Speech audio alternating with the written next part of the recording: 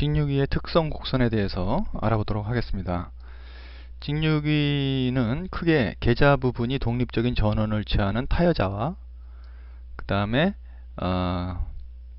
독립적인 전원을 취하지 않고 계좌를 전기자가 쓰는 전원과 동일한 전원을 사용하는 자여자가 있습니다. 자여자에는 자체적으로 취한 전원을 병렬로 연결하여 계좌건선을 병렬로 연결하는 분권,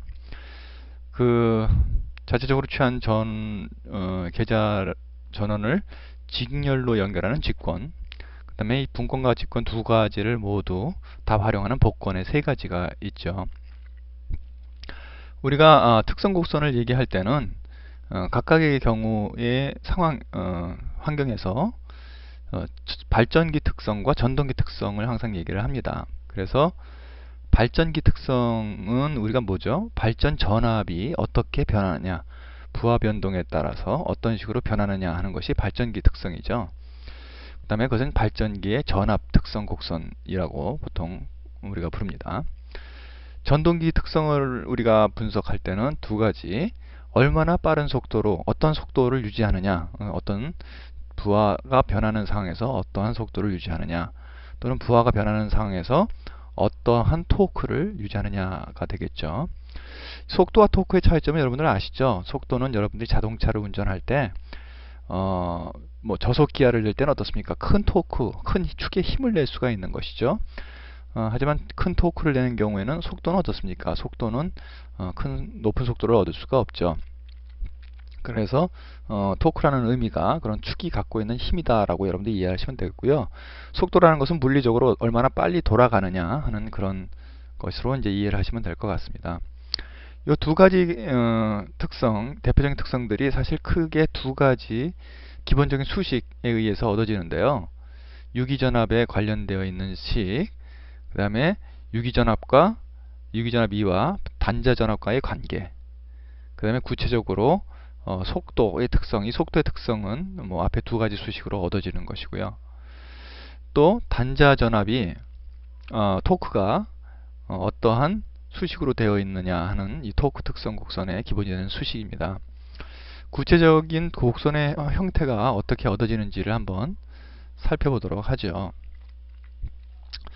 먼저 우리가 타여자의 특성 곡선을 따질 때 제일 중요한 것은 타여자의 경우에는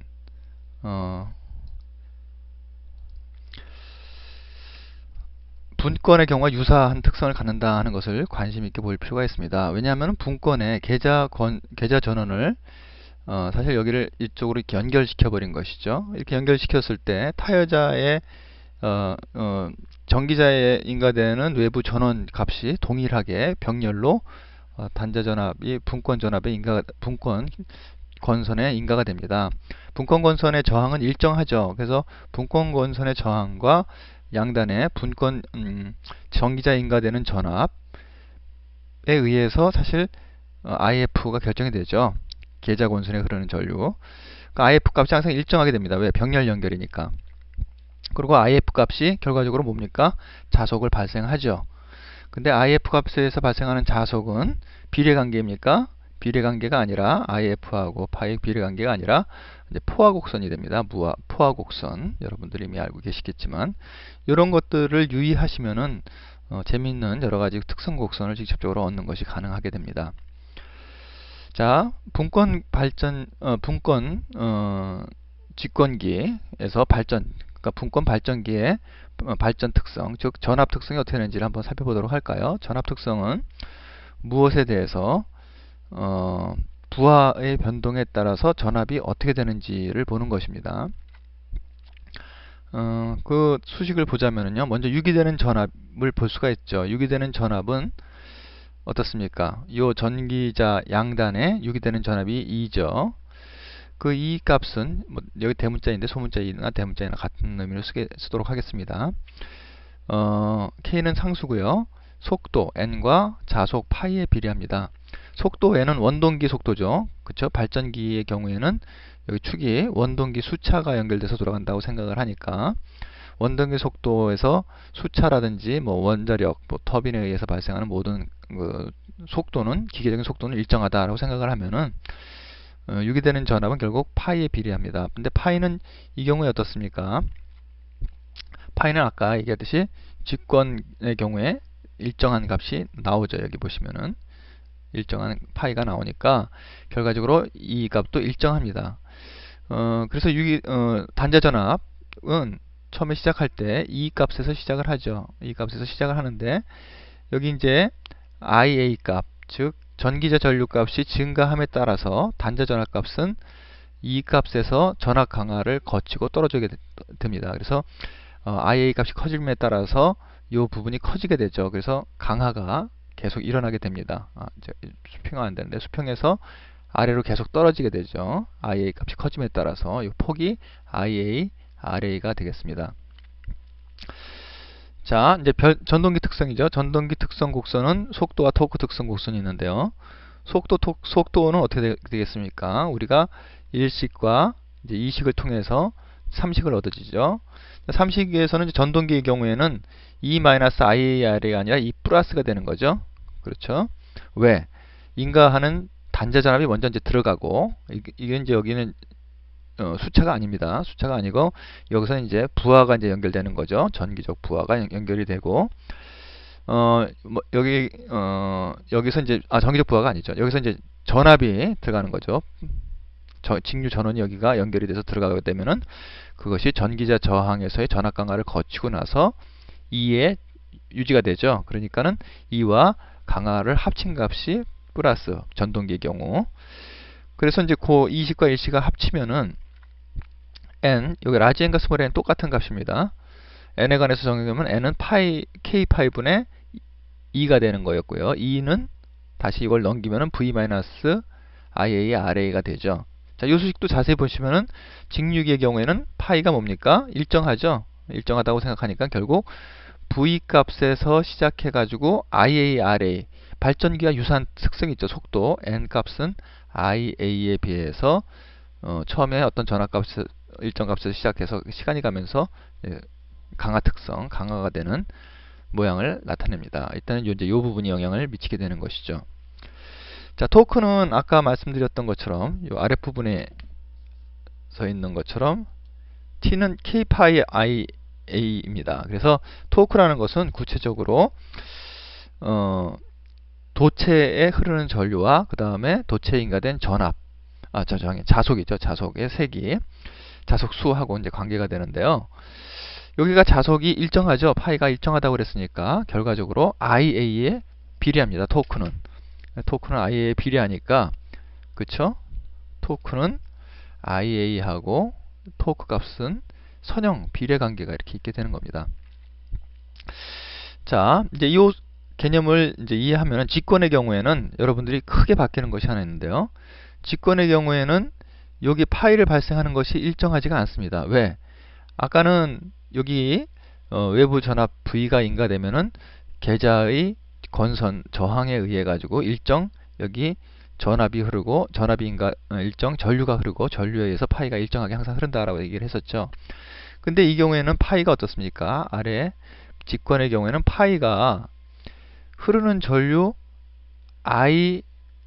IA하고 직접적으로 비례합니다. 그렇죠? 직권의 경우에는 재밌는 게 전기자 전류, 그 다음에 계자 전류, 그 다음에 뭐 전동기의 경우, 발전기의 경우에는 IL, 로드, 부하에 흐르는 전류가 다 똑같게 되죠. 이 수식만 염두에 두면은 이제 세 가지 수식을 쉽게 얻을 수 있습니다. 먼저 발전 특성 한번 볼까요? 발전 특성은 아까 뭐였습니다? 아까 뭐였죠? E 이꼴은 Km 파이 기억나세요? E 이꼴은 Km 파이에서 이제 n은 일정하다고 그랬죠. 원동기 속도, 발전기에서 K도 상수고. 근데 파이가 아까는 일정했는데 일정하지가 않고 어떻습니까? 파이가 IA에 비례합니다. 그렇죠? IA에 비례하고 그 다음에 여기서 이제 V는 E-IARA였죠. 그렇죠? 그러니까는 여기 강화가 약간 있긴 있지만 대체적으로 발생되는 E가 뭡니까? 비례관계죠. 비례관계. 즉 이런 비례관계가 성립이 됩니다. 근데 비례관계가 파이가 이제 IA라고 그랬는데 IA에서 파이하고의 관계가 이제 직선 비례 관계가 아니라 무브와 포화 관계죠. 그러니까는 이런 식으로 포화 관계 내용으로 이제 나타나게 되는 것이죠. 자, 속도의 경우에 보면은 이제 속도, 아까 속도에서 보게 되면은 자, 이 수식에서 이번에 달라지는 점이 뭐가 있을까요? 파란색으로 초록색으로 표시를 한번 해볼까요? 자, 이 수식에서 달라지는 건 다른 것 없이 이 파이가 일정하지 않고 어떻습니까? A하고 비례한다는 겁니다. A하고 비례해 보니까 분모 중에 요거는 상쇄가 돼서 없어지고 상수통으로 진행되고 IA분의 V에 해당하는, 그쵸? 이게 뭐죠? 반비례 관계에 해당하는 X분의 1 그래프 여러분들 기억나세요? X분의 1 그래프는 이제 이런 식으로 X, Y 하면은 이렇게 반비례 곡선 그래프가 되죠. 그래서 여기 보시면은 속도 특성 곡선이 이제 반비례 이렇게 감소하는 식으로 됩니다. 토크 T는 뭐였죠? T는 K 파이 IA였지 않습니까? 여기서 또 이제 파이가 I하고 비례했으니까 IA의 제곱이 되죠. 토크는. 그래서 요 밑에서 수식 보시면 알 수 있는 것처럼 토크의 값은 IA에 비례해서 토크의 값이 이제 2차 방정식 모양으로 나오게 됩니다. 복권은 분권 계좌와 직권 계좌를 동시에 사용해 가지고 중간 특성을 가집니다. 그래서 재밌는 게 발전에서 하나는 어떻습니까? 하나는 아까 이렇게 뭐 포화하는 곡선이었고 직권의 경우에 분권의 경우에는 이렇게 감소하는 특성이었죠. 두 개를 다 더하면은 이렇게 떠지는 특성과 올라가는 특성은 살짝 더해주면은 이렇게 올라가서 쳐집니다. 그래서 복권을 잘 활용을 하면은 일정 전압을 유지할 수가 있겠죠. 일정 단자 전압을. 이건 좋은 성질이죠.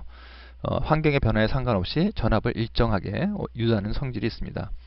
속도 특성의 경우에는, 전동기 속도 특성의 경우에는 이것이 무엇이죠? 위쪽이 분권, 그 다음에 아래쪽이 직권. 그래서 이 중간에 위치하는 특성 곡선이 나고요. 토크의 경우에는 분권의 경우, 그 다음에 직권의 경우 이렇게 됐었죠. 그래서 이 중간에 위치하는 그런 특성 곡선의 모양이 나오게 됩니다.